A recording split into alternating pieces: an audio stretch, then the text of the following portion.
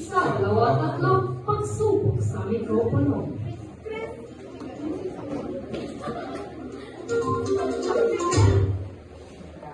Isa, dalawa, tatlo, pagsubok sa mikropono.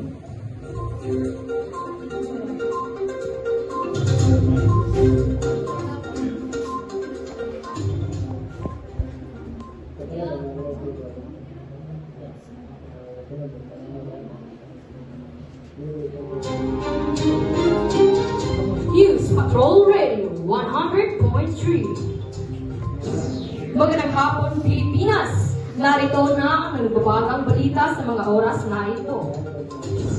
US Federal Government opisyal na nag-shutdown matapos mabigo ang Senado na ipasa ang mag-funding bill. Naiulat na Seagulls, lumitaw sa Hilagang Cebu matapos ang 176.9 na lindol. Tatlong region ang pinsalang na itala. Wide open race sa MPLPH mas umiinit habang papasok sa final week ng group stage. Pinapaaral, first review mission break, dumating sa Pilipinas. Pag-asa, nagbabala, kabagan malapit na matapos. Typhoon Alok, malapit pumasok sa car. Daniel Padilla, inilala ang Standing Asian Star sa Seoul International Drama Award. Ito ang News Patrol Radio 100.3. Unang-una, Bagong-bago sa inyong radyo, sa buong pwersa ng Kaibigan National News Information Center. News Patrol 100.3. Daluyan ng tapat at totoong isyu ng bayan.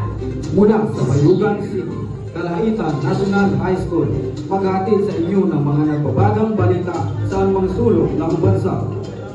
Serbisyo. Tumpak, mabilis, mapagkatiwalaan. Ang News Patrol Radio 100.3. Miyembro ng KBB, kabisanan ng broadcaster sektor ng Pilipinas.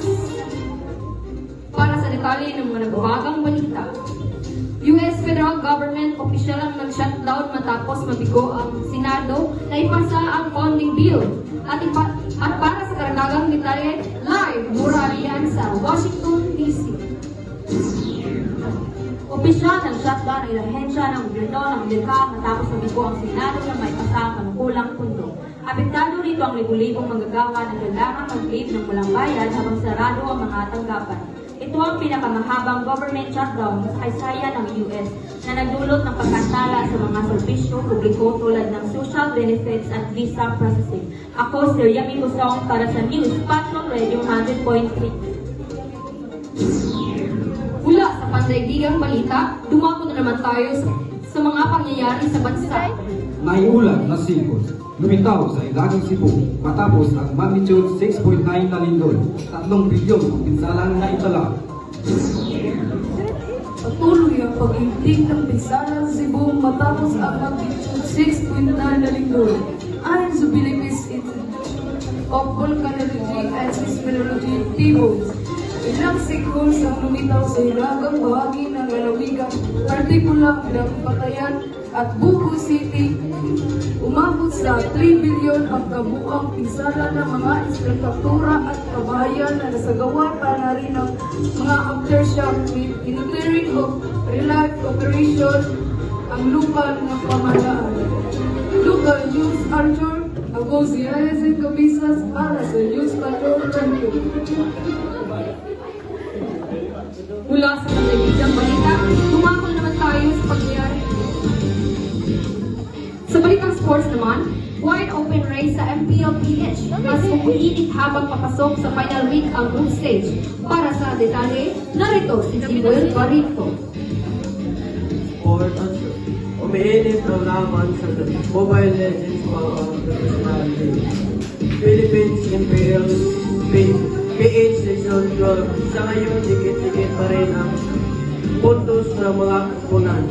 At wala pang tiyak sa papasok sa playoffs. Ayon sa mga analysis, posibleng magbago pa ang ranking depende sa huling laban ngayong weekend. Samantala, sa larangan ng Satisfy Football, nauuna ang University sa Southern Philippines Foundation USPA matapos talunin ang UP Grain Lancers sa score na 2-1.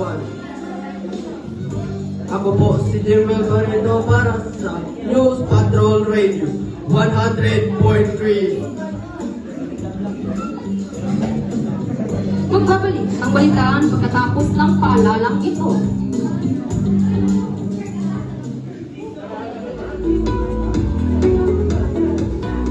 OMG! Like, I cannot! Super stressed na ako! Hala si Crush! Nag-follow sa account ko! Baka bigla niya ako makita sa story ko na haggard! But sadly, my face is so haggard right now! As in very pag-filter na lang. If this is my actual face, wala na! The sparkle will be cancelled! My effort is like totally wasted. Hindi niya ako magugustuhan. Wait, excuse me. What is your problem? Isa naman ang existence mo.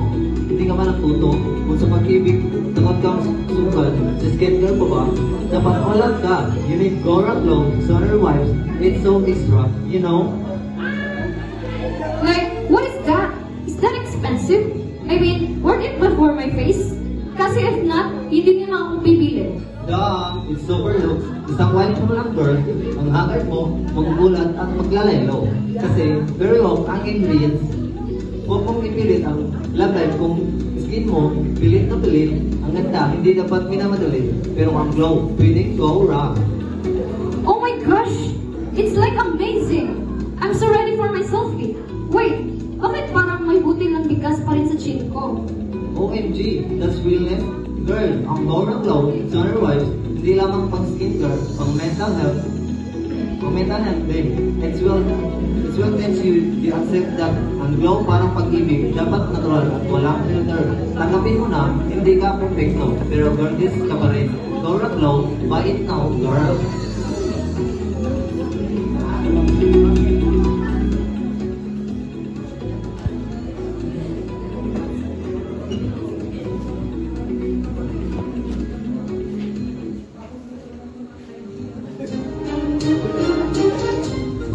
News Patrol Radio 100.3. Oras, alas 2 makalipas ang alauna ng hapon.